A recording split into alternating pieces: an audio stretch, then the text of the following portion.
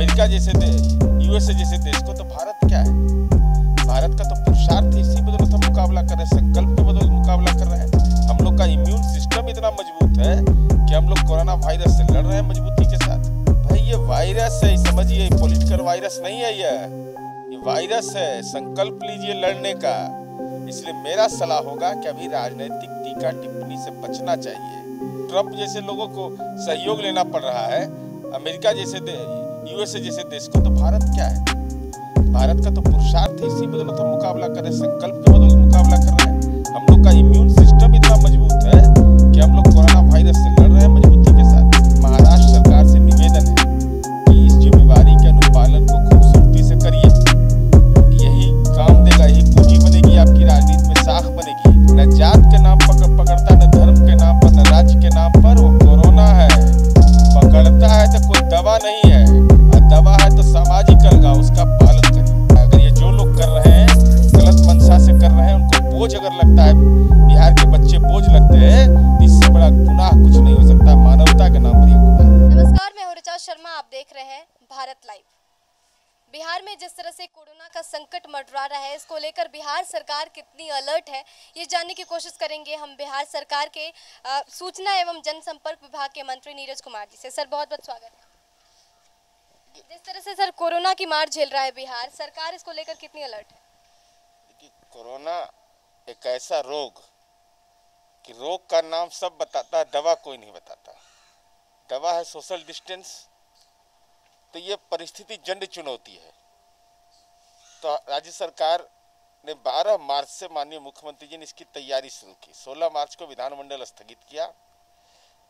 कल एक medical college में जांच की प्रक्रिया मुजफ्फरपुर का, उसका डाटा नहीं है। इसके अलावा 4 हॉस्पिटल जो है उसको हम लोगों ने डेडिकेटेड बना दिया कि वह कोविड-19 के लिए है। NMCH Patna, Anugrah Narayan medical college गया, भागलपुर, और टोटल बेड्स जो हैं 2524, इसके लिए हम लोगों ने सुरक्षित कर लिया। ICU bed, isolation bed, ventilator, ये सारी चीज़ों की व्यवस्था किया हमने। साथ ही साथ आवश्यक जो सामग्री है, भंडारण, जो उसका स्टोरेज, वो पीपी किट का, मास्क का, N95 का, सैनिटाइजर का, VTM का, RNA एक्सटेंशन किट का, ये सारे हमारे पास तात्कालिक रूप से, जो अब तक की परिस्थिति है, उस हमारे पास संसाधन उपलब्ध हैं। और हमारे लिए सुखद यह है कि बिहार 12 करोड़ का जनसंख्या अब एक बड़ी चुनौती के रूप में था। लेकिन ठीक है, आज 3 मरीज हमारे यहाँ बढ़े हैं। चिंता हमारे लिए है, चूँकि ये चुनौती है। लेकिन जो देश का जो आंकड़े बताते हैं, उसमें ठीक होने वाले मरीजों में बिहार नंबर 2 पर है। ये एक हमारे लिए सुखद खबर है। साथ ही साथ दूसरा सुखद खबर यह है कि बिहार के ग्रामीण अंचलों में खास कर करके कोई हलचल नहीं है। इसका कारण यह है कि वो इतने सचेत हैं इस रोग के प्रति कि जब उनके परिवार के लोग भी अगर बाहर से आए हैं तो वो खुद जाकर कहते हैं कि तुमको रहना पड़ेगा क्वारंटाइन सेंटर में। तो समाज के अंदर तनाव नहीं, और लॉकडाउन के अनुपालन के लिए संकल्प उनका। तो हमारी उम्मीद है कि बिहार इस लड़ाई को जीतेगा। और उसके लिए हम लोगों ने बहुत सारे काम भी किए हैं। जो राज्य सरकार अपने सीमित संसाधन में जो कर सकती है, वह भी एक काबिल गौर है। क्योंकि अगर संसाधन आप नहीं दीजिएगा तो लॉकडाउन का नारा लगाने से तो होगा नहीं। उनको तो व्यवस्था उनके लिए करना पड़ेगा। तो वो प्रयास भी हमारा होगा, वो प्रयास के भी अच्छे नतीजे निकल कर आए। संसाधन की बात आप कर रहे हैं, पीपीई किट की मांग की गई थी नीतीश सरकार के द्वारा, लेकिन केंद्र सरकार अनदेखी करती है। मिलता भी है तो इंस्टॉलेशन पे मिलता है, जो पर्याप्त नहीं है।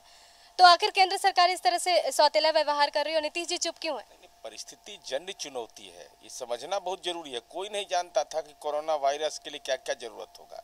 ये तात्कालिक है, मैं बता रहा हूँ। मैं तो कहीं तो बता दे कितना कितना संख्या मेरे पास उपलब्ध है। आज के डेट में मेरे पास उपलब्ध है, जितना उपलब्ध है वही अभी पर्याप्त है। तो जो चुनौती है, उस चुनौती का हम पालन करेंगे। इसलिए हमारी समझ है कि ये महत्वपूर्ण विषय यह है कि जनता की संकल्प शक्ति, लॉकडाउन के अनुपालन के लिए जो बुनियादी आर्थिक समस्याओं से जूझता हुआ परिवार, उसको किस हद तक राहत मिल रहा है, और समाज में तनाव नहीं। और ये संसाधन के लिए चिंता मत करिए, वो उसमें कहीं कोई परेशानी अभी नहीं हमको है। इसलिए मांग किया जाता है मांग के अनुरूप मिलता भी है, लेकिन एक बार में देश के अंदर में, ये दुनिया के अंदर चुनौती, ट्रंप जैसे लोगों को सहयोग लेना पड़ रहा है, अमेरिका जैसे यूएसए जैसे देश को, तो भारत क्या है? भारत का तो पुरुषार्थ है, इसी बदौलत हम मुकाबला कर रहे हैं, संकल्प के बदौलत मुकाबला कर रहे हैं। हम लोग का इम्यून सिस्टम इतना मजबूत है कि हम लोग कोरोना वायरस से लड़ रहे हैं मजबूती के साथ।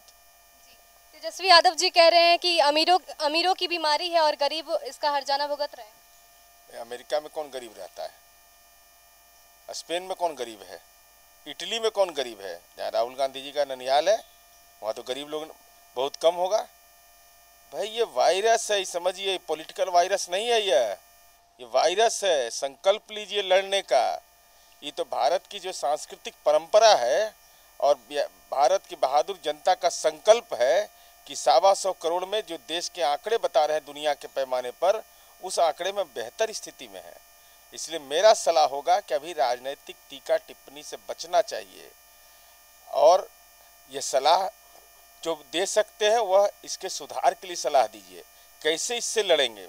आलोचना का समय है, जब इस लड़ाई के जंग से हम निकल जाएंगे उसका एक दूसरे की आलोचना करिए, जवाब मिलेगा, जवाब सुनिए, लेकिन अभी वक्त है मिलजुल कर के लड़ने का। इसलिए मेरा अनुरोध होगा कि आप गंभीर बनिए, धैर्यवान बनिए।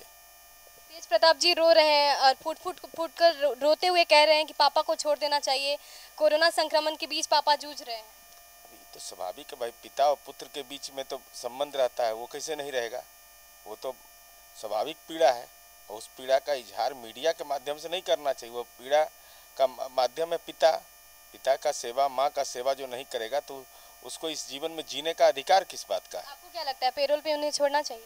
अब इस संबंध में माननीय सर्वोच्च न्यायालय ने दिशा निर्देश दिया है। दिशा निर्देश में साफ है कि विधिक सेवा के अध्यक्ष उस राज्य के गृह सचिव अथवा मुख्य सचिव और साथ ही साथ पुलिस महानिदेशक इन तथ्यों की जांच करेंगे कि ऐसे मामले में पैरोल पर रिहा किया जाए या अंतरिम जमानत दिया जाए। तो ये तो राज्य सरकार के क्षेत्राधिकार में उनको तय करना है, कमेटी बनाना है, कमेटी का पैरामीटर क्या क्या है तो सुप्रीम कोर्ट का गाइडलाइन है, उसका अनुपालन करना आवश्यक है। तबलीगी जमातियों की बात करें तो जिस तरह से उनके आने से कई लोग जो इसमें शामिल हुए हैं वो बिहार में कोरोना पॉजिटिव पाए गए हैं, उनको जो बेऊर जेल भेजा गया है, 17 ऐसे लोग हैं जिन्हें भेजा गया, और उन पे जो एक्ट लगा है वो काफ़ी कमज़ोर है। क्या उन पर आईपीसी की धारा नहीं लगाई जानी चाहिए थी? कोई स्ट्रांग एक्ट नहीं लगाना चाहिए? मुझे इसकी जानकारी नहीं, मैं FIR मैंने देखा है, लेकिन इतना तो तय है ना कि अगर ऐसी घटना हुई तो कार्रवाई हुई है। अब अगर मान लीजिए कि कोई आदमी पुलिस में अनुसंधान में पुलिस में FIR हुआ तो वो नहीं लगाता है, तो जिनको लगता है कि ये मामला प्रभावी नहीं हो रहा है तो उनको अधिकार है, कोर्ट जाकर के आवेदन दे सकते हैं कि भाई ये सक्षम धाराएं हैं, IPC की इन धाराओं को लगाइए। किसी भी नागरिक को अधिकार प्राप्त है। इसलिए मैं न FIR देखा हूँ न FIR के बारे में मैं कुछ जानता हूँ, लेकिन मैं इतना प्रक्रियागत जानता हूँ कि अगर किसी को असहमति है तो उसको न्यायालय जाने का अधिकार है। सरकार की तरफ से और आपदा प्रबंधन विभाग की तरफ से जो नंबर जारी किए गए हैं, लोगों का आरोप है कि नंबर पे कॉल ही नहीं लगता है और कम्युनिकेशन गैप हो रहा है। अब उसका तो कोई रास्ता है नहीं भाई। एक अगर नंबर जारी किया जाता है तो हम तो केवल बता रहे हैं, अब तक मैंने 9,52,000 ग्रुप कॉल आया है, एक फ़ोन का 10 उसका एक्सटेंशन दिया हुआ है। तो प्रवासी बिहारियों द्वारा कल ही केवल दिल्ली के कार्यालय में 55,230 नंबर पर कॉल हुआ, और मेरा अपना खुद नंबर मैंने अपना सार्वजनिक किया है। तो सार्वजनिक किया है तो सबका तो फ़ोन कोई उठा नहीं सकता है भाई। एक समय में तो एक ही आदमी का नया नंबर भी लेना पड़ा हमको इसके चलते। लेकिन समस्या यह है कि बताना यह चाहिए कि राज्य सरकार के ये मानक हैं। अब ऐप है, ऐप को तो डाउनलोड उन्हीं को करना है, चाहे वो दिल्ली में रहे, मुंबई में रहे, उनका गांव मधुबनी में है कि दरभंगा में है। अब उनको ये बताना, अब ऐप में नहीं डाउनलोड हुआ तुरंत फ़ोन कर दिया कि ऐप डाउनलोड नहीं हो रहा है। अरे उसकी प्रक्रिया है, उसका अनुपालन करना सीखिए। योजनाओं का लाभ लेने में यही परेशानी होती है कि प्रक्रिया की जानकारी का अभाव रहता है। तो हम लोग उसको बताते हैं, व्हाट्सएप मैसेज है, नए दौर में नई तकनीक है, आप लोग के माध्यम से, सोशल मीडिया, प्रिंट मीडिया, सब के माध्यम से बताया जा रहा है। अगर फ़ोन नहीं लग रहा है तो इतना लोग फ़ोन कर किसे रहा है, और उसका तो डाटा है बजाता। इसलिए प्रयास जारी रखना चाहिए। एक व्यक्ति की भूमिका सीमित होती है, तो उसकी सीमित ताकत भी होती है। तो आदमी को राज्य सरकार ने संवेदनशील इस मामले में है कि दिल्ली में हमने स्थानीय आयुक्त को जिम्मेवारी दे दी है, यहाँ बिहार के अंदर में लगातार कार्यरत हम लोग हैं। ये तो आज के दौर में तो डिजिटल मामला है भाई, कहीं बोलने की जरूरत नहीं है, सब ट्रांसपेरेंट है। जिसको मर्जी करेगा वो 1 महीना बाद 15 दिन बाद सूचना के अधिकार में मांगेगा कि भाई कितना फ़ोन हमारे शहर से आया था, उसका क्या क्या हुआ, सबके पास दस्तावेज उपलब्ध है। दिल्ली से जिस तरह से तस्वीर आई थी जहां मजदूर इकट्ठा हो गए थे, इतने बेचैन थे बिहार आने के लिए, कल तस्वीर आई मुंबई से, वहां भी नज़ारा सेम ही दिख रहा था। लोग मजबूर हैं, बेचैन है कि कैसे बिहार आ जाए। देखिए, स्वाभाविक है, घर के प्रति तो लगाव हर व्यक्ति को होता है ना, और संकट के काल में। लेकिन इस रोग का तो एक ही दवा है, लॉकडाउन। तो बांद्रा की जो घटना हुई वो दुखद घटना है।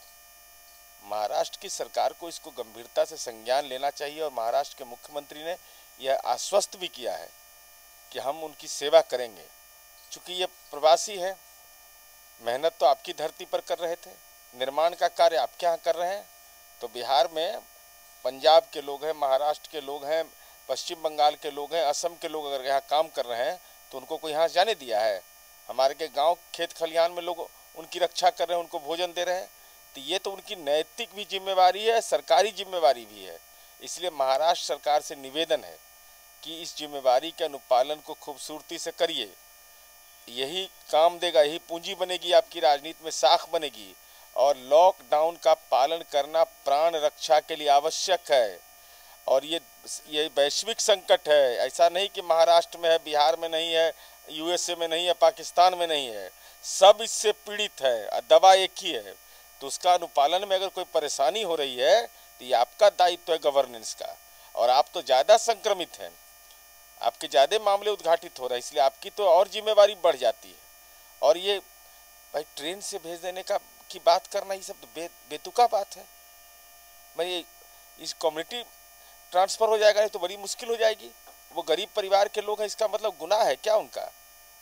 कैसे आपने ट्वीट कर दिया आदित्य ठाकरे ने, ये कैसे कह दिया कि ट्रेन की व्यवस्था की जाए? कैसे होगा सोशल डिस्टेंस का अनुपालन? इतना तो समझ रखना चाहिए। वो न जात के नाम पर पकड़ता, न धर्म के नाम पर, न राज्य के नाम पर। वो कोरोना है, वो पकड़ता है तो कोई दवा नहीं है, और दवा है तो सामाजिक अलगाव, उसका पालन करिए। कोटा से कुछ बच्चों को वहाँ से छोड़ा गया, लेकिन नीतीश कुमार इसका सहयोग नहीं कर रहे हैं, हामी नहीं भर। जहाँ लॉकडाउन में रहना है वहाँ रहना पड़ेगा ना। हम ही लोग का परिवार का सदस्य विभिन्न जगहों पर है, तो क्या रास्ता है? कोई रास्ता तो है नहीं। तो राजस्थान की सरकार ने जो ये निर्णय लिया, तो हमारे मुख्य सचिव ने भारत सरकार के गृह सचिव से तुरंत संपर्क किया कि भाई ये क्या कर रहे हैं। वे बच्चे हैं, नौनिहाल बच्चे हैं, वो कोटा में पढ़ने गए हैं। अगर उनको वहाँ आवास में दिक्कत हो रही है, भोजन की दिक्कत हो रही है, तो आप भी यथोचित सहयोग करिए, हम करेंगे। हमारा स्थानीय आयुक्त वहाँ दिल्ली में है, और राज्य सरकार ने कैसे ये काम कर दिया? राजस्थान की सरकार ने, वहाँ के स्थानीय आयुक्त जो हमारे हैं बिहार के, उनसे बात करना चाहिए था। जब ये जानकारी मिली तो सरकार ने तुरंत इमीडिएट निर्णय लिया, कैमूर के बॉर्डर पर उन बच्चों की स्क्रीनिंग करवाई गई, और स्क्रीनिंग करा करके उनको देख करके पूरी बात कह करके जिला को सूचित कर करके उन बच्चों को वहाँ भेजा गया। लेकिन इसकी इजाज़त नहीं दी जा सकती। अगर ये जो लोग कर रहे हैं गलत मंशा से कर रहे हैं, उनको बोझ अगर लगता है, बिहार के बच्चे बोझ लगते हैं, तो इससे बड़ा गुनाह कुछ नहीं हो सकता। मानवता के नाम पर यह गुनाह है। सर, हेल्थ इमरजेंसी है, लेकिन बिहार के स्वास्थ्य विभाग का नज़ारा कुछ और है। हेल्थ मिनिस्टर जो मुखिया हैं स्वास्थ्य विभाग के, वो कुछ और डेटा पेश करते हैं, और जो सचिव हैं वो कुछ और डेटा पेश करते हैं। डेटा के साथ खिलवाड़ क्यों हो रहा है? अरे ऐसा इसलिए होता है। देखिए, अभी दौर दूसरा है। कोई डाटा, अब मान लिया हमने अभी बताया कि बिहार में अब तक के कुल ठीक हुए मरीज 29, हमको 2 घंटा डाटा नहीं आया कहीं 2 आदमी हॉस्पिटल में और ठीक हो गया हो। इस ढंग के मूल उद्देश्य क्या है? स्वास्थ्य विभाग ने यह अगर कहा कि हमने इतना बेड बनाया, हम इतना आईसीयू बना रहे, इतना वेंटिलेटर, उसमें मतभेद है। इतना हमारे पास किट है, इसमें कहीं मतभेद है। अरे मूल सवाल है कि स्वास्थ्य के क्षेत्र में आज तो पता चल रहा है लोगों को ना, जो प्रवचन लोग देते थे कि सरकारी हॉस्पिटल तो किसी काम का नहीं है, तो कोविड-19 के मुकाबला में कौन लोग रहे? कहाँ मिले सर निजी अस्पताल? देश के अंदर पैमाना देख लीजिए, सबको सरकारी अस्पताल पर ही भरोसा हुआ। लेकिन सर जिम्मेदार नागरिक होने के नाते अगर जिम्मेदारी दी गई है, प्रतिनिधि हैं आप, तो एक बार क्रॉस चेक तो बनता है। तो वो मैं ये नहीं जानता हूँ, लेकिन मैं यह कहता हूँ कि अभी मूल विषय पर बहस करना चाहिए। छोटी छोटी बातों पर बहस करने से मन को संतुष्टि मिल सकती है कि इसका बड़ा महत्व मिला है, इसका बड़ा लाइकिंग आया है, लेकिन मूल विषय है कि कोरोना से लड़ने में जितने चीज़ सहायक हैं उसी को केंद्र बिंदु बनाइए। तो जिम्मेदारी सिर्फ सरकार की नहीं है, जिम्मेदारी जनमानस की भी है, क्योंकि अभी जो सिचुएशन है बिहार में, ऐसे में आप भी लॉकडाउन का पालन कीजिए, घर में रहिए, सुरक्षित रहिए। नमस्कार।